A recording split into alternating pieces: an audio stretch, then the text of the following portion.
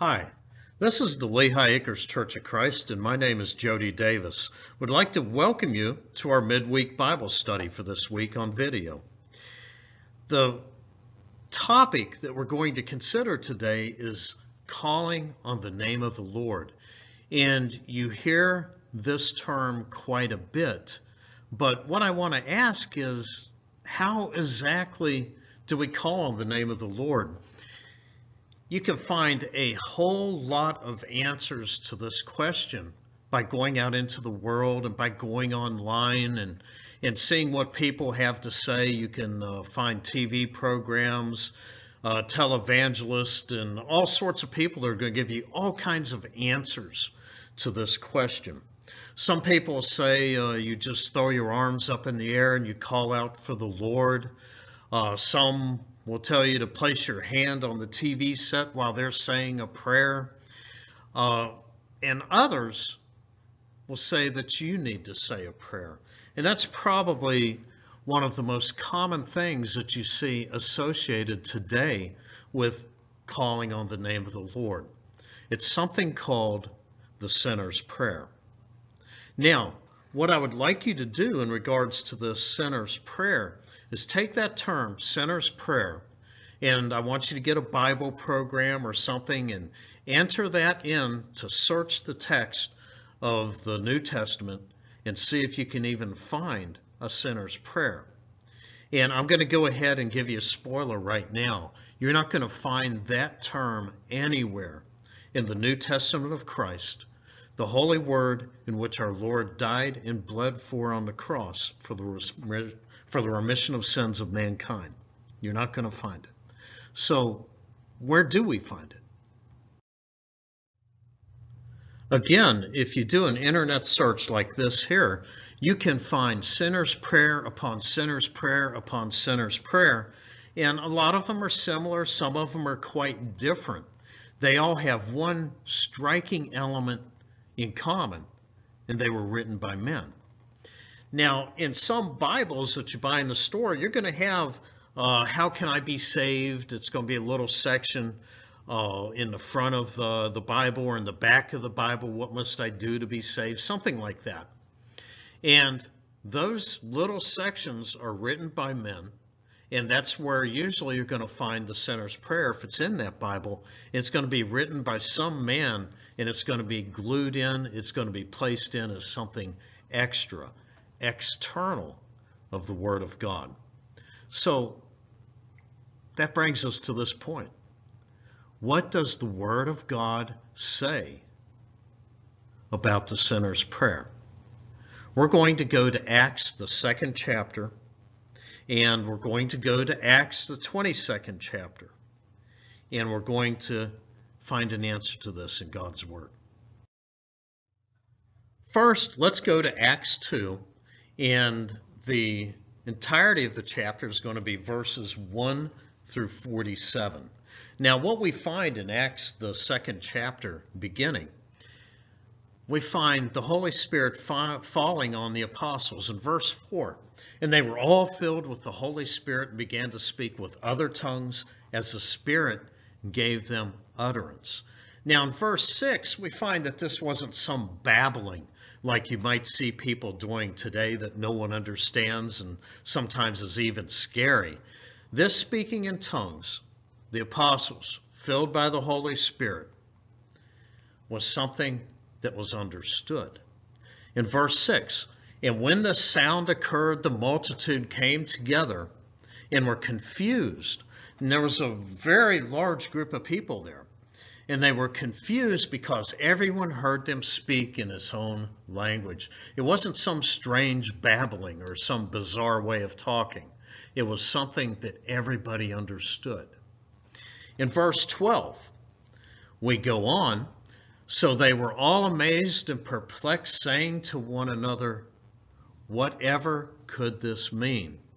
And in verse 13, we even find some that start mocking it, saying, oh, they're just basically drunk.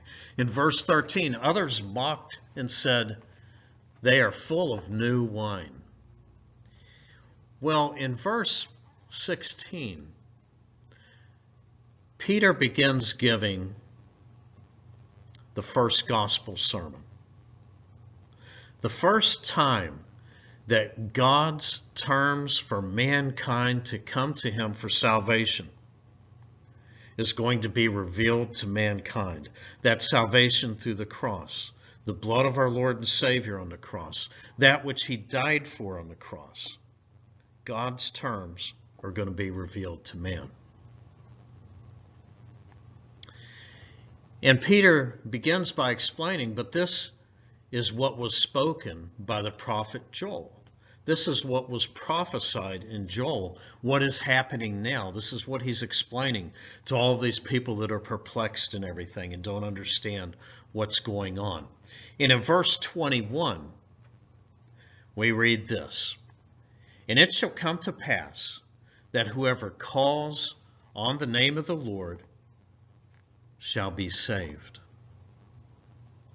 And so here we have the very term that we're wondering about.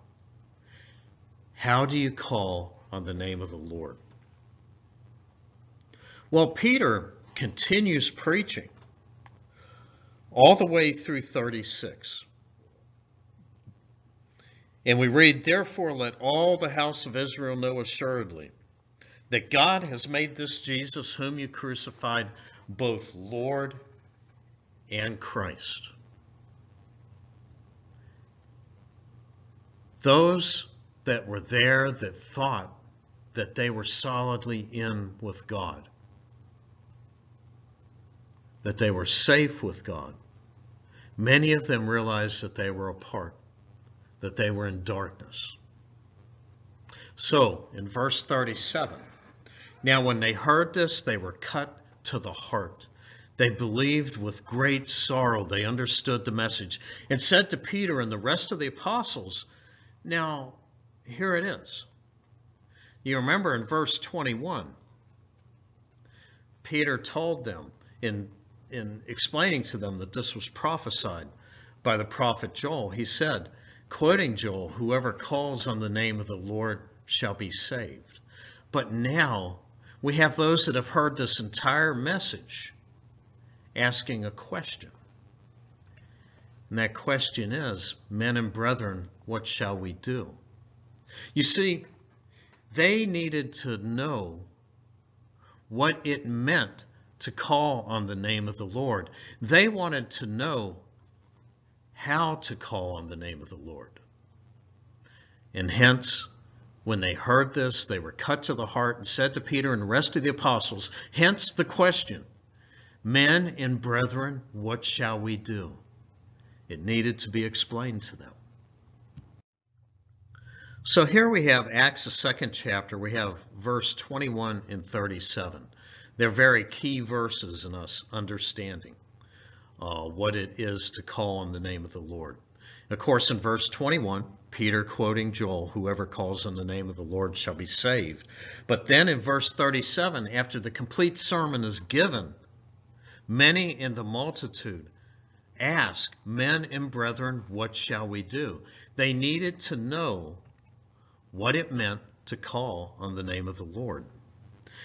The very next verse, Peter answers that question in verse 38. "Repent and let every one of you be baptized in the name of Jesus Christ for the remission of sins, and you shall receive the gift of the Holy Spirit." Men and brethren, what shall we do? And the answer, repent and be baptized in the name of Christ, remission of sins, the gift of the Holy Spirit. Whoever calls on the name of the Lord shall be saved is answered, is explained. Those in the multitude are told how they are to accomplish that in verse 38. Then as we go further on in the chapter, in verse 41, we read that those who gladly received his word, the message that he delivered, the explanation he gave on calling on the name of the Lord, they were baptized. They did what Peter said. They did in accordance to his answer. They needed to know what it meant to call on the name of the Lord. they were told, they gladly received his word, and they were baptized. And then in verse 47 we read, the Lord added to the church daily those who were being saved. Well, who were those that were being saved? They were those that called on the name of the Lord, as explained by the Apostle Peter, inspired by the Holy Spirit, as he revealed God's terms for mankind to the world. And now this brings us to Acts, the 22nd chapter. And we have the Apostle Paul. And the Apostle Paul also had to call on the name of the Lord. And the Apostle Paul was told how to call on the name of the Lord. Be baptized and wash away your sins. The very same explanation that was given to those in Acts, the 2nd chapter, by the inspired Apostle Peter. The very same explanation that goes down through the decades, through the centuries, through the millennia, to you and I here today. Calling on the name of the Lord is not some mysterious thing. It's not some mysterious feeling. It's doing what God has told us that was necessary for us to do, to avail ourselves to the blood on the cross and to draw near to him through his Son. So in conclusion of this lesson, there's really only one question to ask. Have you called on the name of the Lord the way the Bible, God's Word, tells us to?